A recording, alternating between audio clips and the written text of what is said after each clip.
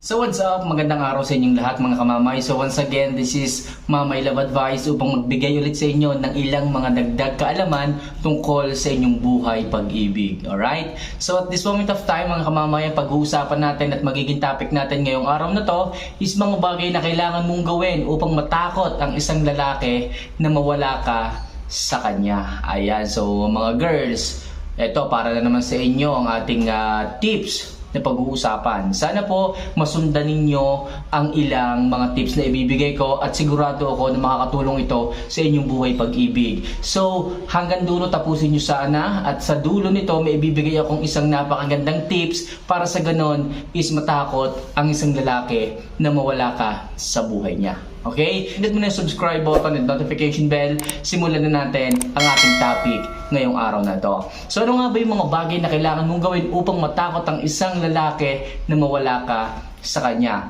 So number 1, maging kaakit-akit ka. Ayan. So mga kamamay, kung kayo man ay may jowa, may asawa, may partner, o kung kayo man ay may kinakasama ngayon, make sure na palaging maging kaakit-akit ka sa mga mata niya. Okay? So, ikaw palagi yung nakikita niya, ikaw palagi yung nakakasama niya, make sure kailangan lagi kang maganda, lagi kang nag-aayos, lagi kang kaakit-akit.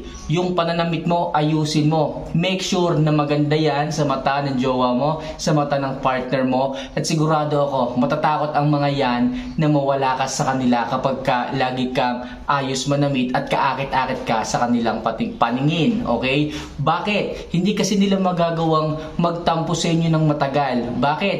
Kasi possible, merong ilang mga taong mag-comfort sa'yo. May mga taong pwede kang lapitan at magsabi ka ng nararamdaman sa kanila.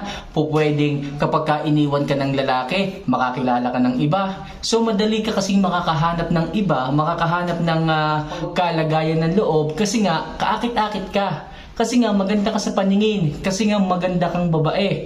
Okay? Kasi nga maganda kang magdala ng damit at kahit sino sigurong lalaki pwedeng maakit sa iyo. Kaya ang isang lalaki na mahal mo, ang isang lalaki na meron sa buhay mo, hindi magdadalawang isip na alagaan ka, na ingatan ka, at syempre possible matakot siya na mawala ka sa buhay niya.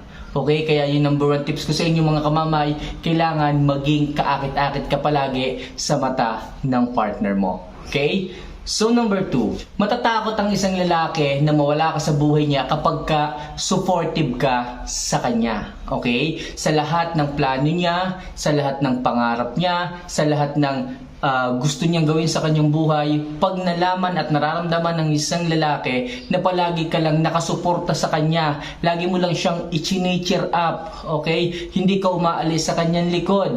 Sa tuwing kailangan ka niya, sa tuwing nahihirapan siya, lagi mo lang siyang pinapakalma, lagi mo lang siyang pinapalakas ng loob. Sigurado ako mga kamamay, kapag kaganyan ka sa isang lalaki, hindi ka niya iiwan, at possible at sigurado ako na maaaring matakot siya na mawala ka sa buhay niya. Bakit? Kasi mawawalan siya ng isang babaeng handang samahan siya sa hirap o ginhawa. Handang samahan siya through ups and down. Okay? Bibihira na yung mga babaeng ganyan. Kasi yung ibang babae ngayon, gusto lang nilang makasama ang isang lalaki kapag ginhawa. Pero kapag nandiyan na yung hirap, kapag nagkasakit ka na, kapag bumabagsak ka na sa mga goals mo, kapag bumabagsak ka na sa mga pangarap mo, wala na sila. Pero kung ikaw ay isang babae na palaging supportive sa kanya, through ups and down, hirap at ginhawa, nandiyan ka, hindi ka nawawala, lagi mo lang siyang pinapakalma, lagi mo lang pinapalakas ang kanyang loob, sigurado ako,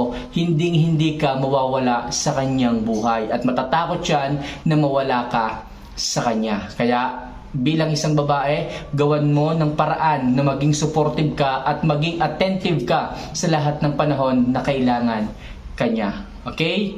So number 3, huwag mo siyang bigyan palagi ng stress, mga girls. Okay? Medyo maigsi ang pasensya ng isang lalaki. Okay? Huwag niyo palaging bigyan ng sakit ng ulo. Huwag niyo palaging bigyan ng stress. Masyado na yung workload niya sa kanyang isipan. Marami na yung ginagawa. Marami na yung trabaho. Marami na yung isipin. Pati ba naman kayo dadagdag pa? Please, kung gusto nyo Okay? Na magtagal ang inyong relasyon. Kung gusto nyo na palagi kang mahalin ng isang lalaki at matakot siya na mawala ka sa buhay niya, sa puso niya, huwag nyo siyang bigyan palagi ng stress mga kamamay. Okay? Sa halip na stress ang ibigay ninyo, bakit hindi nyo po sila palakasin ng loob? Okay? Tulungan sa mga bagay-bagay. Kung kailangan ng pera, maghanap din kayo ng trabaho. Mga kamamay, yan yung pagtutulungan ng isang relasyon. Kung nakikita mo na yung lalaki, yung asawa mo, yung partner mo, yung jowa mo, yung boyfriend mo, nai-stress na, huwag mo nang dagdagan, huwag mo nang bigyan pa ng additional stress ang kanyang buhay. Okay? Kapag puro positive and good vibes ang ibinibigay mo sa kanya, possible, madali niyang malalampasan yung mga problema niya sa buhay, yung kanyang mga responsibilities na kailangang unahin.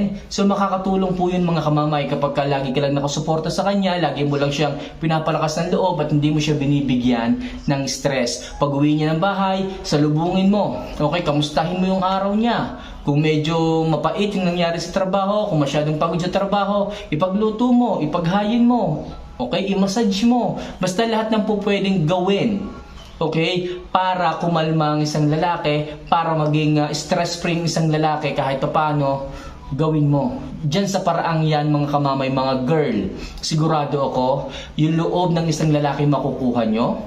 At sigurado ako na kayong dalawa ang magkakampi, hindi niya nararamdaman. Okay, hindi niya nararamdaman na wala siyang partner. Nararamdaman niya na palagi ka lang nandyan, merong isang tao na nakahandang sumuporta sa kanya, may isang tao na merong gustong yumakap sa kanya, na kapag bumagsak siya anytime, kapag nawalan siya ng trabaho o kung ano pa man, nandyan ka lamang. Sigurado ako mga kamamay, kapag ganyan ka at ganyan ang ipinakita mo sa isang lalaki, sa inyong partner, sigurado ako, matatakot siya na mawala ka sa buhay niya. Kasi possible, napakalaki ng kawalan mo sa buhay niya. Kaya kung ako sa inyo, huwag niyo siyang bigyan ng stress. Alright?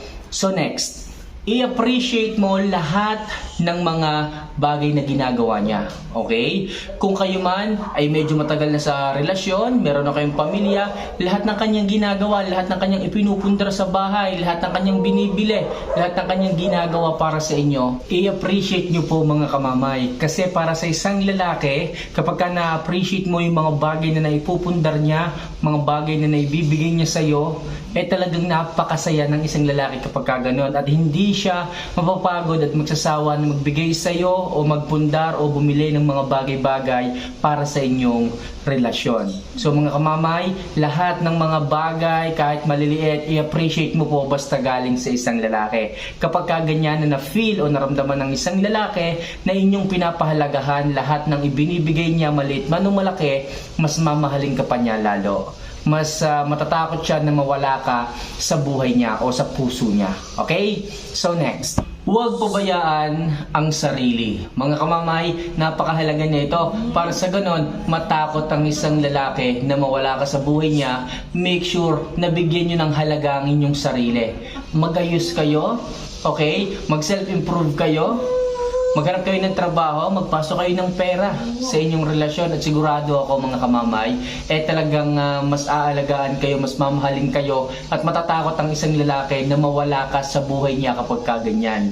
Bakit? Kasi iniingatan mo ang sarili mo, inaalagaan mo ang sarili mo, nagpapaganda ka. Okay? So, halos araw-araw nag-i-improve ka. Maayos ang ugali mo. Mabait kang tao. Maaasahan ka. Sino ba ng lalaki ang hahayaan ka na umalis ka sa kanyang buhay kapag kaganyan ng isang babae? Kaya kung ako sa inyo mga kamamay, pahalagahan nyo ang sarili nyo para sa ganon, matakot ang isang lalaki na mawala ka sa buhay niya. Alright? So next, mag-self-improve ka at maging mabango. Mga kamamay, kapag kayo ay nagse-self-improve, okay, iniaangat nyo lahat ng inyong katangian. Walang nasasabi sa inyo ang inyong mga partners, ang inyong mga jowa. May trabaho kayo, okay, high value kayo, gaayos kayo palagi, tapos marami kayong kaibigan, mabait kayong tao, nagbibigay ka kapag ka meron. So kapag ganyan ka, at syempre, yung mabango ka bilang isang babae, hinahanap din po yun ng isang lalaki. Okay? Kasi po, napakahalaga niyan. Ang sarap kasama ng isang babaeng mabango, high value. Okay, kaya kang ipagmalaki ng isang lalaki kapag kaganyan. Kaya kung ako sa iyo, i-improve mo na ang sarili mo at panatilihin mo ang iyong kabanguhan para sa ganon matakot ang isang lalaki na mawala ka sa buhay niya. Okay? So next, huwag ipakita na patay ka. Okay? Mga girls, ito karamihan sa inyo kapag ka nasa relasyon na kayo, okay na yung relasyon ninyo, lagi nyo kasing sinasabi na hindi nyo kayang mabuhay nang wala ang isang lalaki. Lagi nyo sinasabi sa kanya harap-harapan, babe, honey, mahal, alam mo nung nakilala kita, sobrang saya ko, parang hindi ko na kayang mabuhay nang wala ka. Mga girls, wag niyo pong sasabihin yung ganyan. Kasi possible, one of these days, okay? One of these days, baka magloko yan. Baka maghanap ng iba. Bakit?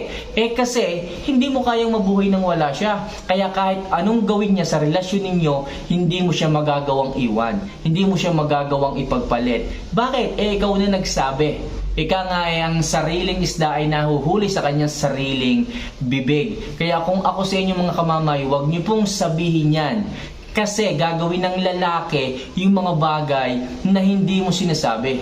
Okay? Kapag na-feel nila na gusto mo sila sa buhay mo, ibig sabihin ayaw mo silang mawala, lalo po silang umaalis. Okay? Nagkakaroon sila ng dahilan, nagkakaroon sila ng clue para magloko. Kasi nga, nagkakaroon sila ng idea na hindi mo kayang iwan, kaya kahit na anong gawin nila sa inyong relasyon, kahit magloko, tatanggapin mo pa rin siya.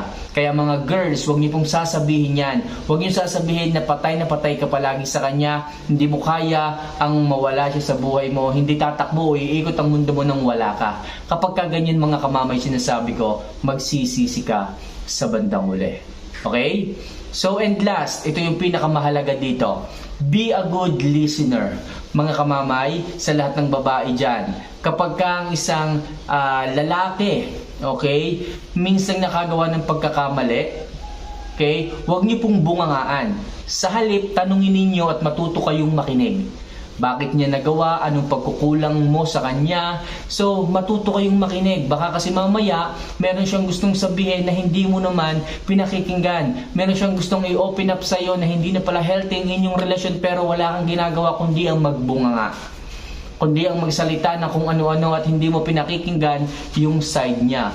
Bilang isang lalaki, napakahalaga po pagdating sa isang babae na marunong siyang makinig, na magaling siyang listener pagdating sa kanyang partner. Kasi sa lahat ng bagay, hindi naman minsan makakatulong yung payo Ang makakatulong dyan yung pakikinig natin sa kanila. Kung ano yung nararamdaman nila, kung ano yung nafe-feel nila sa inyong relasyon. Okay, para sa ganon, still, tumakbo pa rin yung cycle, yung pagbibigayan at pagmamahalan ninyo sa inyong sarili. Napakahalaga nito mga kamamay sa isang relasyon.